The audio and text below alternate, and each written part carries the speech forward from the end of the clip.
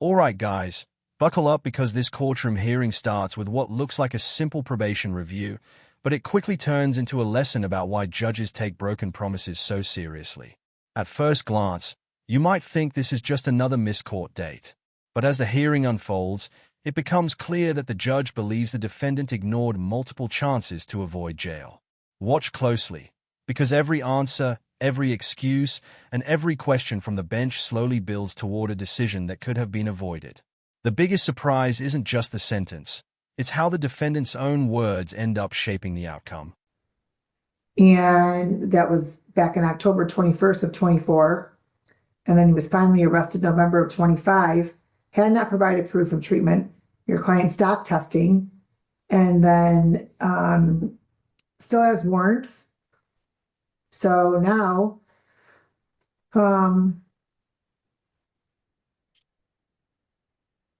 he's arrested on a new case in Wyandotte here. All correct. All right, and so as to the recommendation that your client serve the 60 days jail, counsel, what should I know? Well, Your Honor, I'd like to know how many days credit he has, if any. So because he's acknowledging that he did do those things, he did say that he had a lot going on. So many other clients do say he does not have any other matters pending. So we leave it in the court's discretion, Your Honor. Naturally, we would like some type of alternative other than straight jail time, but I told my client, when you don't appear or abide by the court's orders, you more or less put yourself in jail. So that would leave it in the court's discretion.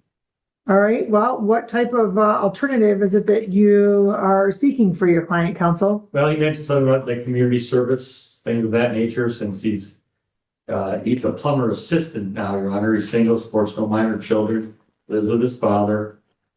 He's 31 years old, not on probation or parole. As I mentioned, nothing pending other than the warrants that he has to clear up, which he said if he gets out, he's going to address those. Other than that, Your Honor, we leave in the court's discretion. You can do community service or something of that nature.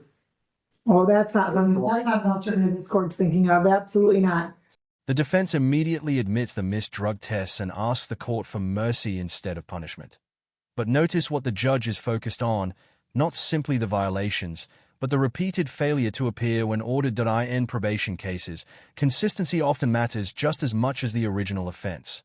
When a judge believes someone has ignored the court entirely, rebuilding that trust becomes incredibly difficult. At this point, the biggest question isn't whether mistakes were made, it's whether the court still believes another chance is deserved. Having a lot going on is not a valid reason to blow off the court. Many people have a lot going on. I'm not sure if a lot going on was the continued drug charges that you were getting, or what, sir? If you test right now, what's in your system? Nothing. I believe nothing. I smoked marijuana. I smoked the marijuana probably a few weeks ago, so I don't know if that'll still be in my system.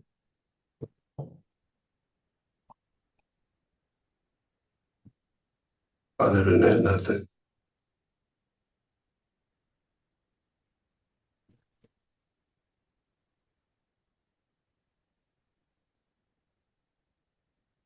I'm off all my other. I'm off all. I know no more probations. I completed them.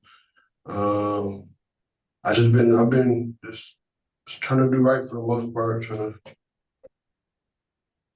Gotta straighten out my license. Well, sir, it appears though, per the police report, that you made a statement that you had just gotten done smoking marijuana with somebody over an e-course when you were driving, which you're not allowed to drive anyway. And so apparently there would be marijuana in your system from last night. But here's what this court's going to do, sir. You've done zero as to what this court ordered. Zero. You stopped testing. I gave you an opportunity, sir, to stay out of jail. You declined that opportunity, and you continue to decline that opportunity because you continue to ghost us and not even appear. So therefore, this court's going to order that your client is going to serve the 60 days jail on the jail review. Let me see here. Credit for time served, right? Well, so counsel, let's see, He was arrested. March 5th of 24, he was in custody. And then, Now the defense shifts strategy by proposing alternatives like community service instead of jail. That's a common request, but the judge immediately signals that this isn't the kind of case where lighter options seem appropriate. The conversation changes from discussing punishment to discussing accountability. Once the judge says that community service isn't even under consideration, it's a clear sign the court is looking at the defendant's overall pattern of conduct, not just today's hearing. That moment dramatically changes the direction of the case. Thank you. so.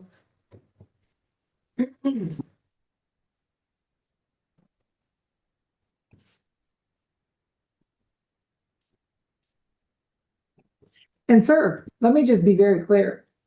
I didn't even give you additional terms other than continue your testing and comply with your Third Circuit Court probation.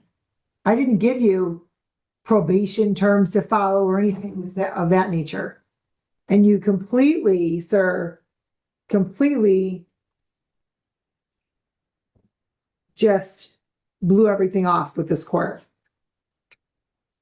Sorry, I think I was focused on my kind of, it was hard to get off that other probation. I'm sorry.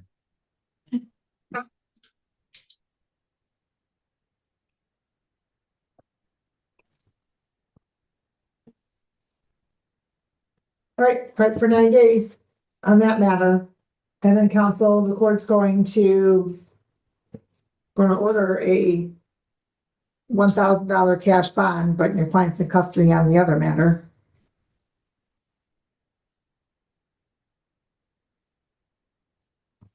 Next, possessing, consuming alcohol or drugs and no driving, which, since you'll be in custody for the next short bit, should not be a problem to comply with. Okay, we'll see you back on June 10th. Thank you. Have a good day.